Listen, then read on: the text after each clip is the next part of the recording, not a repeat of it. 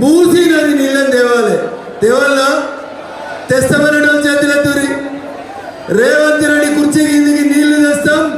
11వ తారీఖున serial number 1 కమలం గుర్తు మీద ఓటేస్తామనడం చేయలేత్తురి. కెమెరాలన్నీ తీస్తున్నాయి. మరి చూడరు, మా జనసేన వాళ్ళు ఎత్తుతలేరు. 2 చేతులు ఎత్తురి వాయిస్ పిల్లగాళ్ళు. ఎంత సీరియల్ నెంబర్ ఎంత? సీరియల్ నెంబర్ ఎంత? చాలా ఆలస్యంగా అయినా రేవంత్ రెడ్డి నిజం చెప్పిండు. ఎందుకంటే రేవంత్ రెడ్డి గారికి వాస్తవాలు యాదికి వచ్చినాయి. ఏమి యాదికి వచ్చింది? ఇందిరా ఎవరిని పెళ్లి చేసుకుంది అనేది గుర్తుకొచ్చింది. ఇందిరమ్మ భర్త ఎవరు? ఇందిరమ్మ భర్త ఎవరు?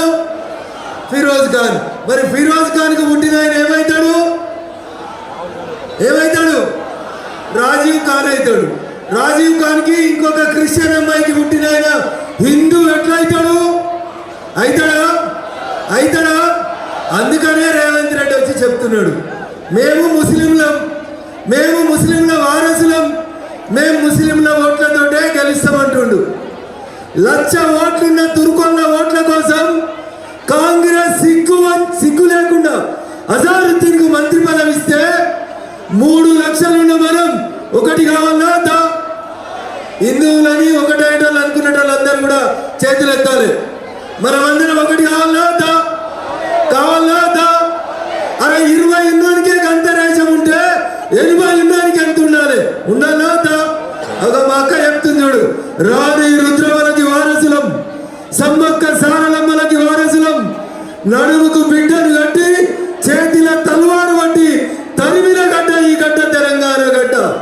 నాటి నిజాం నవాబుకి వ్యతిరేకంగా వాళ్ళు తుపాకులు పట్టుకొని వస్తే షాటలు చీపిర్లు కారం పొడి పోసి ఉరికించిన గడ్డ ఈ తెలంగాణ గడ్డ. అక్క ఉందా లేదా? పౌరుషం ఉందా? మా అక్కలందరూ చేతులు ఎత్తుతారా? వెనకాల ఉందా లేదా? మరి ఈ అక్కలు అనుకున్న తర్వాత రేవంత్ రెడ్డో మేము తుర్కోలా దిక్కుంటామంటే మనం అందరం ఒక దిక్కు కావాలన్నా వద్ద ఒకసారి ఆలోచించాలి. నేను మిమ్మల్ని కొట్టుమంటలేను, తిట్టుమంటలేను, రేవంత్ రెడ్డి ఇంటి మీద రాళ్ళేయమంటలేను. ఒక్కటే ఒక్క పని చేయాలి మనందరం. ఏం చేయాలక్క?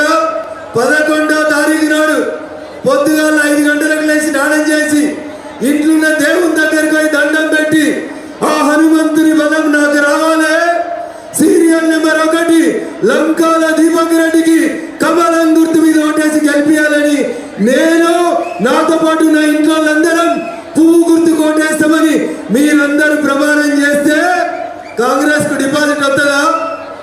3 మనం ఉంటే 1 వాళ్ళు ఉన్నారు. వస్తుందా? సప్పుడు